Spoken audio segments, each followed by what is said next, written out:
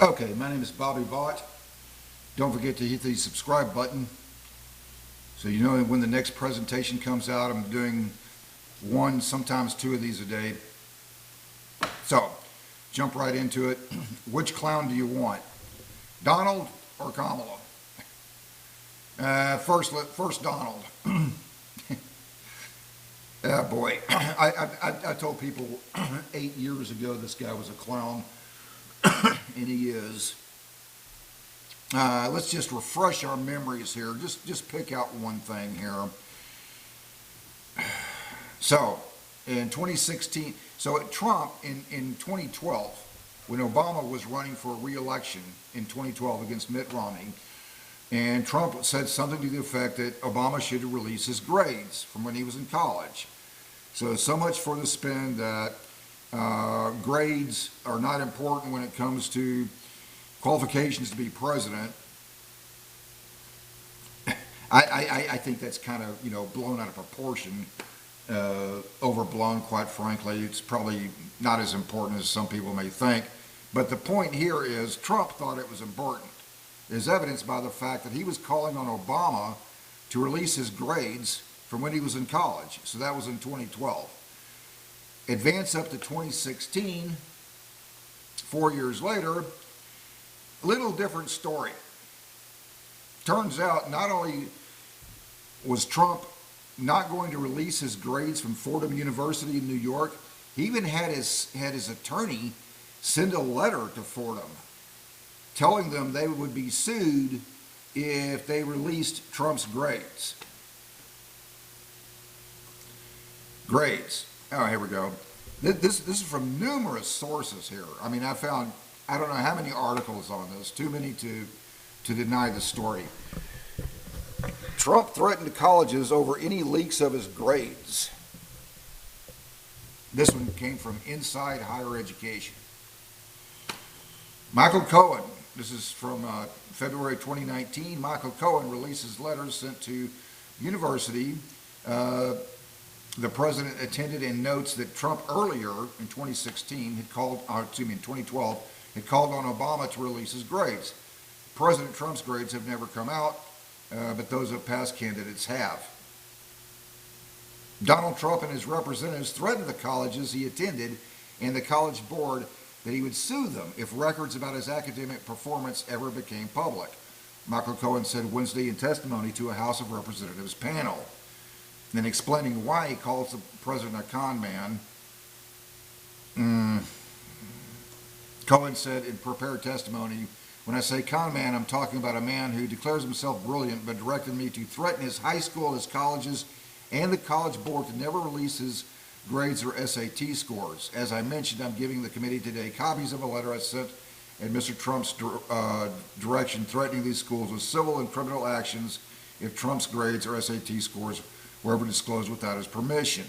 Just a little interesting side note here, a little bit outside the scope of this discussion, but let's see if I can scan down and find this again. Oh, here it is. I found this interesting. Some grades of past presidential candidates have been released, sometimes with surprises. Documents that came out after the 2004 election showed that President George W. Bush, Bush 43, earned slightly better grades at Yale than did John Kerry, his Democrat opponent, who was generally seen as the intellectual of the two 2004 contenders. Bush, as we recall, for whatever you think about him now, one thing he was really good at was poking fun at himself.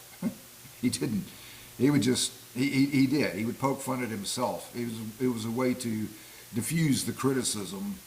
Bush saw political benefit in boasting about himself as a C student. In any event, so that's one clown. Donald Trump. Donald, clown. The other clown, Kamala. Just so I'm not leaving anybody out, I'm an equal opportunity, you're a clown accuser. Equality, equity, all that stuff. Kamala does not understand economics.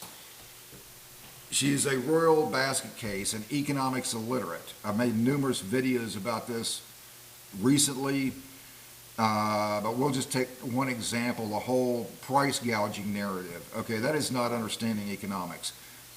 The inflation rate when Biden-Harris took office was about 2%. So about 2 months later, beginning about March 2021, we know inflation started skyrocketing.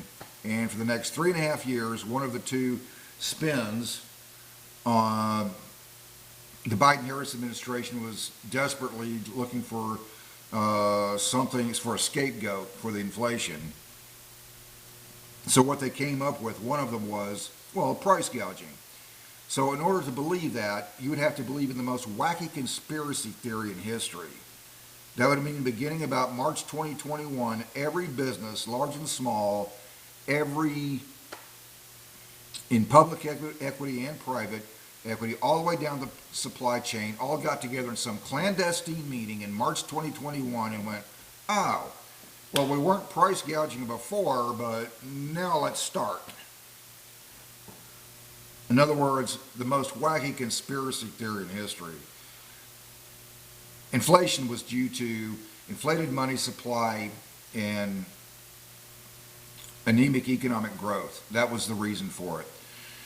The same thing that always causes inflation. The other spin that the Biden-Harris administration came up with was, I heard this one a couple of times. Well, the inflation was due to pent-up demand coming out of COVID. Pent-up demand coming out of COVID. Well, the highest inflation rate was at the grocery store. In fact, the highest inflation rate is still at the grocery store. Pent-up demand for groceries. You know, things like, just think that through. You know, things like milk, eggs, bread, various meats, potatoes, tomatoes. You get the idea. Yeah, just had this pent-up demand to eat. So, Kamala's an economics illiterate, total basket case, doesn't know what she's doing, a clown. So, there you are, folks. Which clown do you want? You want Donald the clown or Kamala the clown? Good luck, America. Other than that, until next time, hope life is treating you well. See you then.